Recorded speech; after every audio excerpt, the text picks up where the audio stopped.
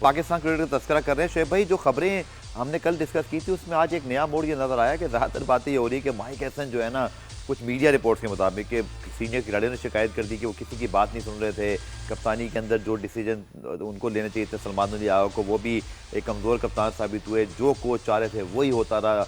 तो हमने अभी कुछ अर्से पहले रुख्सत किया है जैसे गिलिस्पी और गैरी कर्स्टन, तो बेचारे कोई खास असाइनमेंट कर भी नहीं सके थे। तो ये सारा मलबा एक बार फिर फॉरेन कोच की तरफ ही आ रहा है। ये क्या सीन है? मतलब हमारे यहाँ हमने अपने घर को सब सही रखा हुआ है, एक बेचारा फॉरेन कोच ने आके सब कुछ खराब कर दिया। हमारी क्रिकेट बिल्कुल ठीक है माशाल्लाह। नहीं नहीं, ऐसी बात बिल्कुल ठीक नहीं है। ये अंडर द कारपेट चीज़ों को जब डालना हो तो फिर ब्लेम गेम सिर्फ एक के ऊपर चला जाता है। उनकी मेजर गलतियां ज़रूर हैं, लेकिन उसके साथ अटैच जो दूसरे लोग हैं, पीसीबी के खुद डिसीजन, उनकी सिलेक्शन कमेटी के मेंबर्स की गलती, कॉम्बिनेशन, राइट कॉम्बिनेशन, उस वक्त वो फुट डाउन कर सकते थे ना, कि जब टीम 15 बन रही थी कि जी ये चीज़ें हमें सही नज़र नहीं आ रही, आप इसके अंदर चेंजेस करें।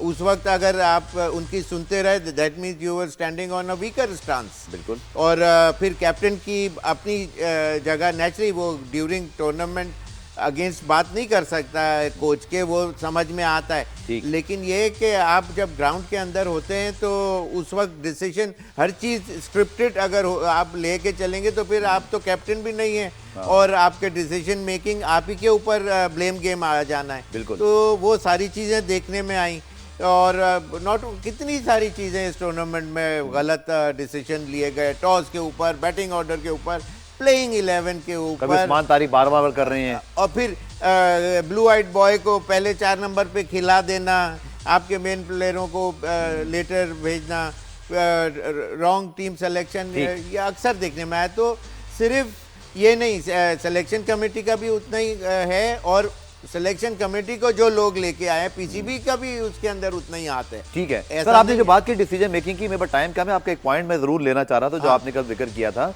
कि जो हमने सलमान अली को कप्तान बनाया, सब लोग हैरान हो गए। From nowhere he become the captain. उनको तो ये सब फ्रेंचाइज में कैप्टनसी ज़्यादा नहीं की है, वहाँ उनकी प्लेस नहीं बनती, 50 मैचेस भी ज़्यादा कैप्टन वो खेल गए, मतलब हैरानगी होती है।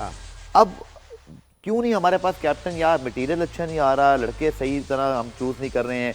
कैसे सर फ्यूचर कैप्टन को ग्रूम करना है हमने? गफार, बात यह है कि Salman Ali Agha he is a good chap, he is a smart cricketer.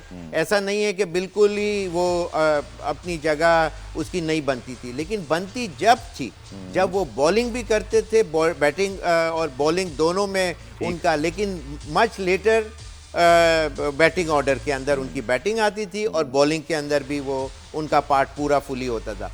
उस तरीके से तो मैं उनको कैप्टन मान सकता हूँ, ठीक है, फिर भी। लेकिन ये कि इस तरह नहीं कि वो अपने आप को फिट इन करने के लिए नंबर 3 पे आके बैटिंग करना शुरू कर दें, जैसे कि उनकी क्लास वो नहीं है अभी जो एक नंबर 3 बैट्समैन की होनी चाहिए। ठीक। अच्छा, फिर उसके बाद आप ये देखें कि कैप्टनसी ऐसी चीज़ है, आपको ग्रूम करना पड़ता है। अभी इस टीम के अंदर आप वैसे देखें, सलमान अली आगा को 50 मैचेस तो आपने दे दिए, लेकिन ये कि उनका जो जिस तरह आए थे बैटिंग और बॉलिंग ऑलराउंडर के पॉइंट ऑफ व्यू से, वो चीज़ देखने में नहीं आई और वो एक्सपोज भी हो गए इस चीज़ में। बाहर मुल्कों में क्या होता है, स्कूल बॉय जो होता है उधर से पिक एंड चूज होता है कि ये स्मार्ट क्रिकेटर है, इसकी फ्यूचरिस्टिक थिंकिंग है, इसका होल्ड, इसका बिहेवियर, उसका जो माइंडसेट है वो कैप्टनसी मटेरियल है। वो कॉलेज में, जब स्कूल से कॉलेज या हायर स्टडीज़ में नेक्स्ट उसमें जाता है तो उसको बताया जाता है कि ये to look for these 2 players या 3 प्लेयर्स। उनके वहाँ जब कैप्टन आता है तो ऐसा मिसफिट टाइप नजर नहीं आता, वो लगता है कैप्टन मटेरियल। उसका रीजन ये होता है कि he is been groomed from the word go. वहां से उसकी ग्रूमिंग जो है वो उस तरह से उसको तैयार शुरू से बच्चे को किया जाता है। हमारे वहाँ जो प्लेयर बन जाता है, अब जैसे बहुत से लोग कह रहे हैं कि जी फखर को बना दे, फखर को कैसे बना दे, उसने तो कहीं कैप्टनसी की ही नहीं है। तो इस तरह से पाकिस्तान के अंदर ये गलतियां मेजर होती रहती हैं।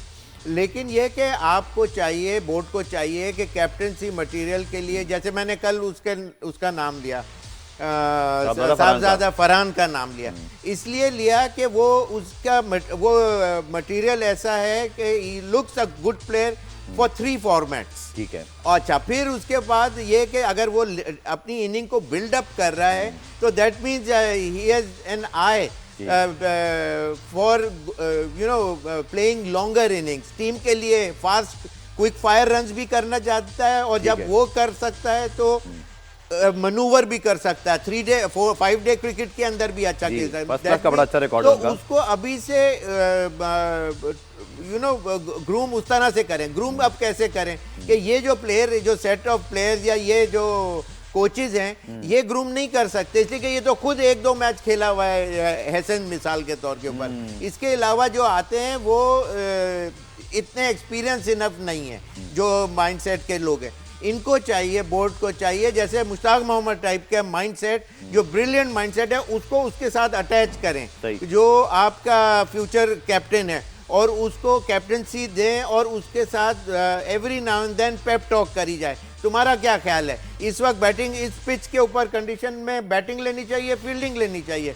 इस हम उनके साथ बहुत खेले हुए, आसिफ इकबाल साहब हैं, इस तरह के लोग जो हैं, जावेद मियादाद साहब हैं, इस तरह के माइंडसेट जो futuristic thinking behind the curtain, 2 दिन के बाद क्या गेम हो सकता है, इस किस्म की जिन्होंने प्रूव किया है टाइम एंड अगेन पहले, तो वो लोग इसके अंदर आए और इन ब्रिलियंट हमारे जो यंग बच्चे जो हैं, इनको ग्रूम करें इस तरह से, ताकि ये कि उनका माइंडसेट और इनका माइंडसेट में शुरू में फर्क होगा, फिर एक टाइम आएगा कि करीब आ जाएंगे, तो at least there will be a better player option for captaincy for Pakistan. चलिए जी, आपने डिटेल एनालिसिस सुना शुएब मोहम्मद साहब का, और ये बहुत ज़रूरी है क्योंकि बाकी दुनिया में कैप्टन ऐसे ही ग्रूम होते हैं, बट हमारे यहाँ जब तो कैप्टन पॉपुलर चॉइस से बनने शुरू हो गए हैं या फिर बड़ा नाम होने। शुएब भाई, जाते जाते प्रोग्राम का बिल्कुल एंड है, हमने कल भी बात की थी, लेकिन आज अगर लोग देख रहे हैं, मैं आपकी बस प्रेडिक्शन चाहूंगा, New Zealand South Africa, because is going to be a big semifinal.